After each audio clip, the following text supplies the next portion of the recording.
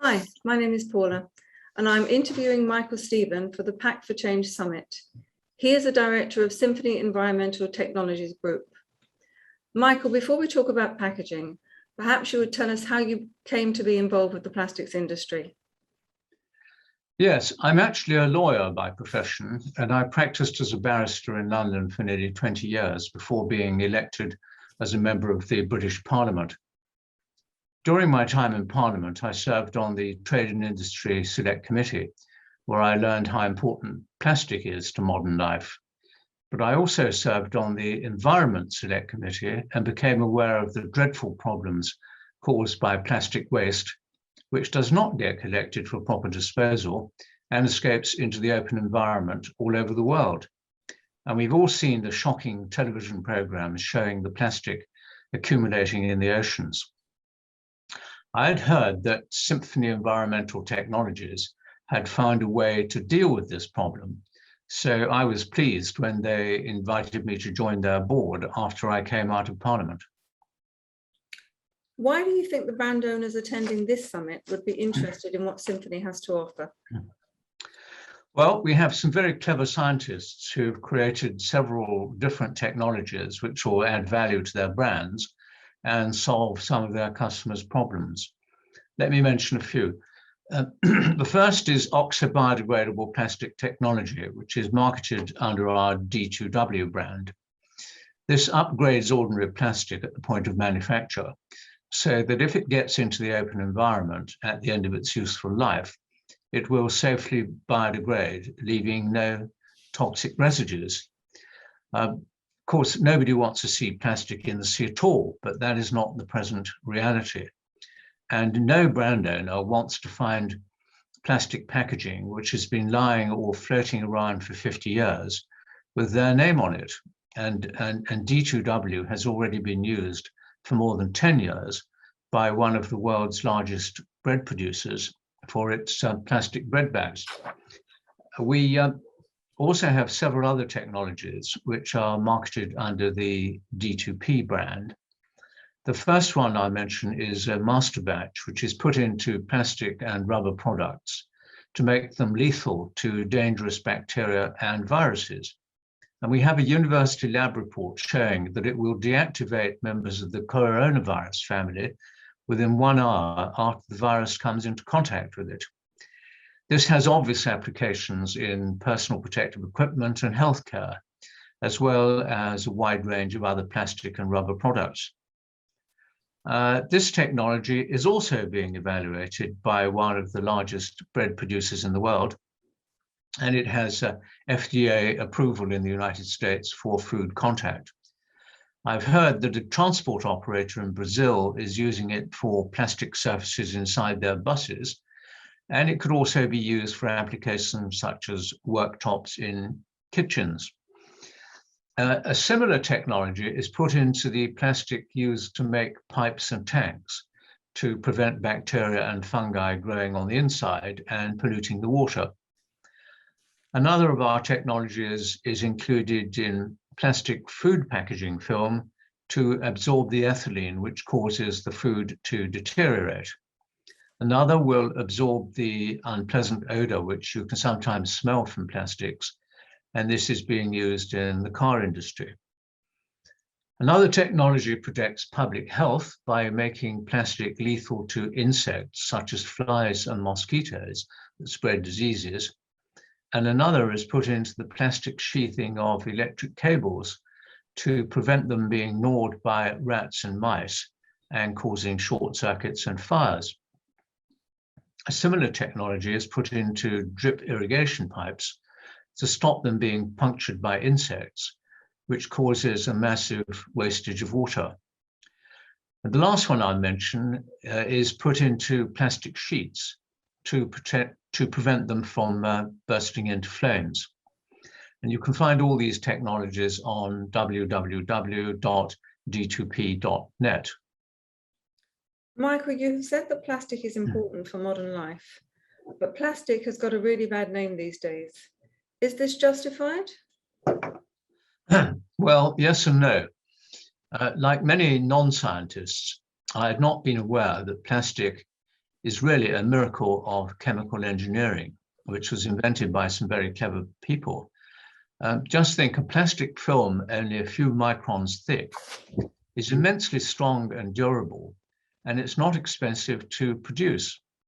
I think it's the best material by far for protecting food and many other goods from damage and contamination, and for reducing food waste. For example, it's much better than paper, especially if it gets wet, and its global warming potential is actually lower.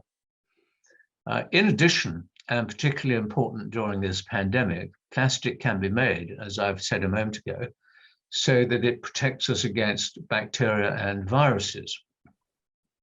I think it's really unfortunate that plastic has been demonized in the last few years, and we're witnessing an almost hysterical plastophobia, which is not good for human health or the environment.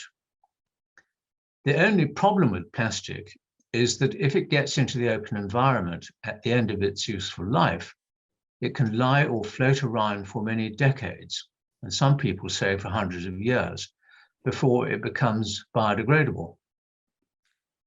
Isn't the solution better waste management and more recycling? I'm sure that we all want better waste management, but what do we do when waste management fails, as it inevitably will?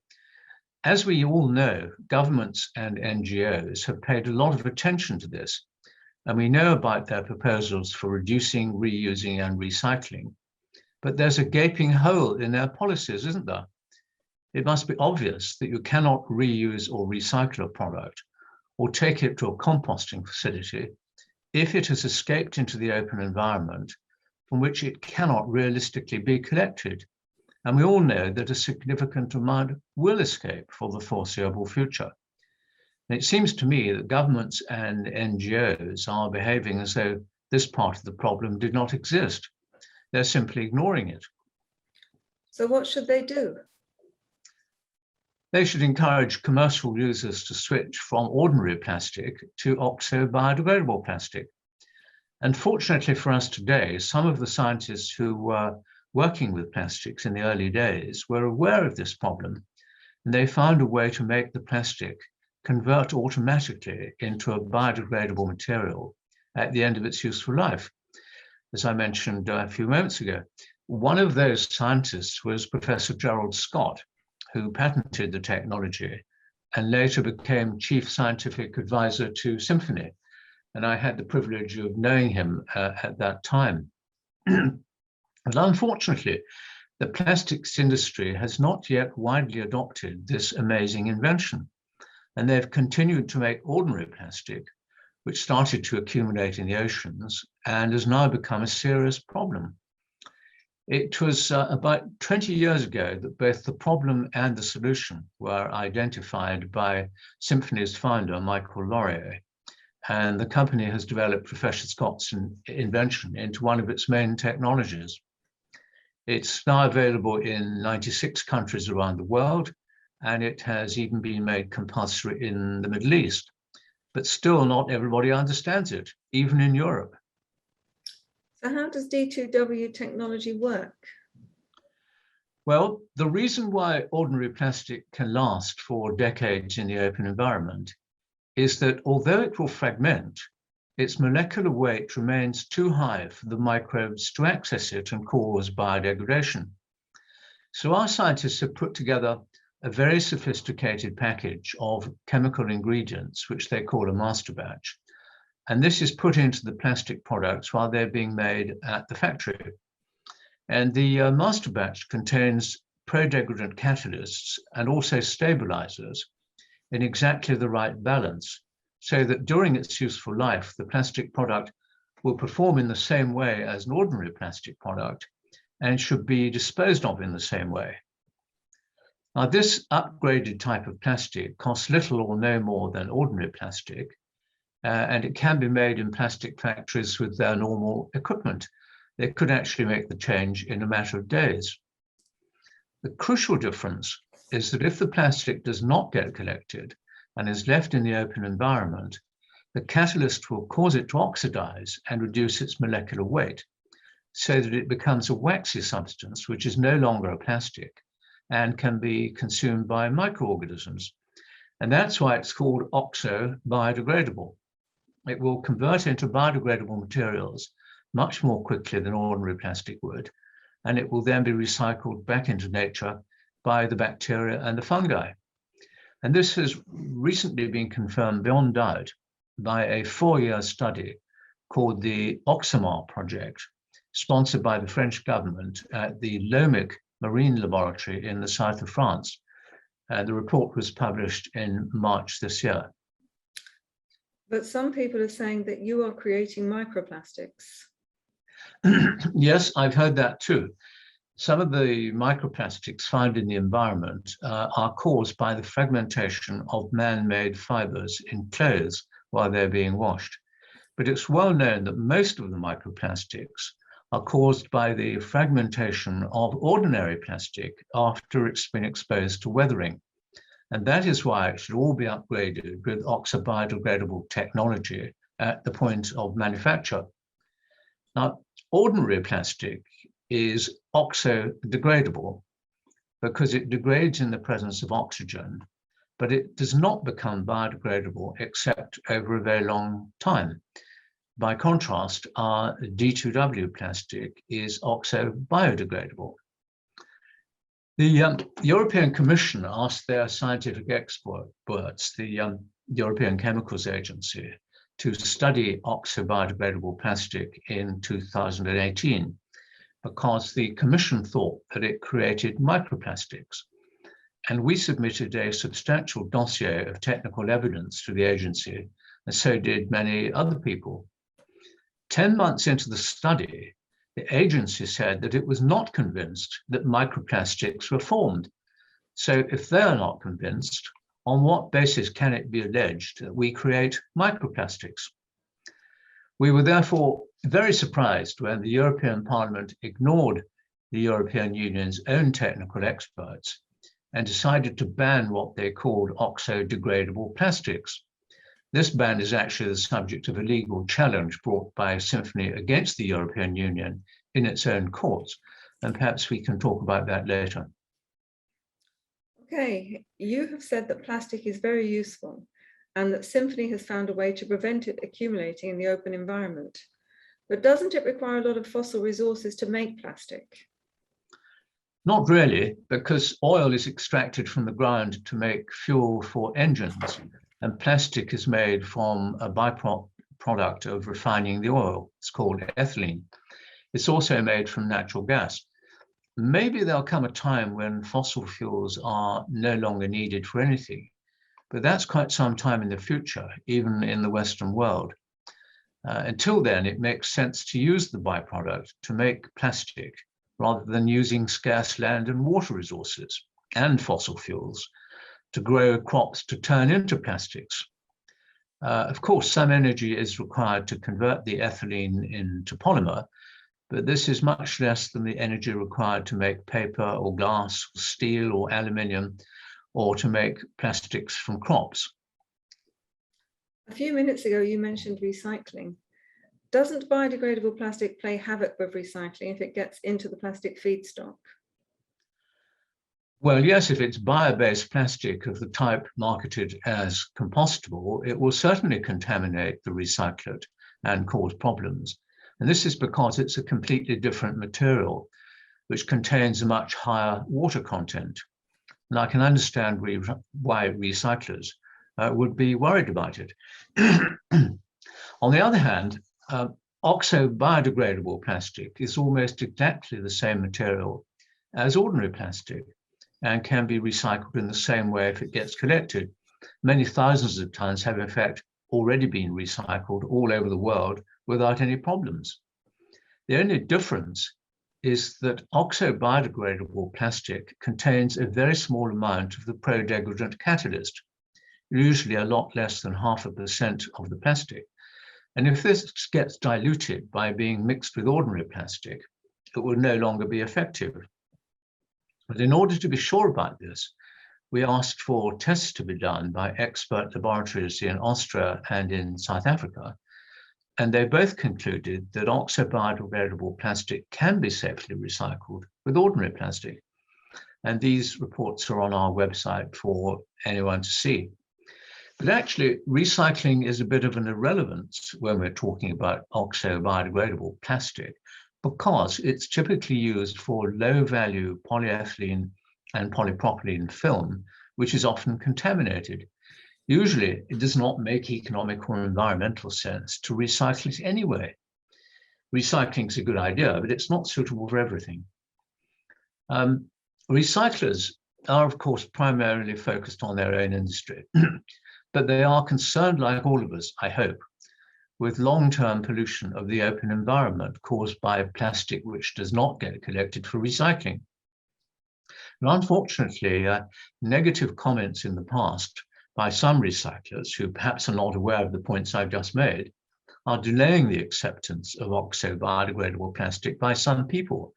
So it would be very helpful if they would make it clear that they're not actually opposed to it.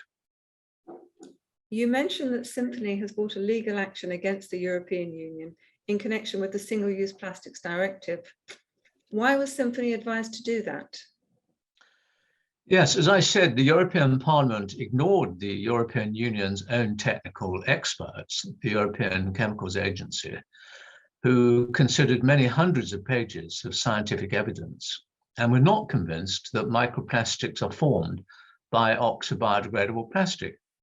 Indeed, the European Parliament bypassed all the rules and safeguards laid down in its own law, the REACH regulation, and simply decided to ban what they called oxo-degradable plastics. Now, these rules and safeguards were very carefully worked out in cooperation with a wide range of stakeholders when the REACH regulation was being developed. And they were intended to prevent the kind of arbitrary and commercially motivated legislation which has happened here. And we've been advised by a very distinguished team of experts in European law that the European courts are not likely to find this behavior acceptable. And we're claiming a very large sum of money as compensation for the confusion which has been caused and the consequent damage which has been done. And the reason I say that confusion has been caused is that the European Parliament and the Commission have failed to distinguish between oxo-degradable plastic, which does create microplastics, and oxo-biodegradable plastic, which does not. They think they're the same, which they're obviously not. Thank you for that explanation, Michael. You mentioned earlier a type of plastic marketed as compostable. Is it really compostable? Well, no, it isn't, because the standards it has to comply with require it to convert into CO2 gas within 180 days, not into compost. These standards are European Standard 13432, American Standard D6400, and similar standards in Australia and elsewhere.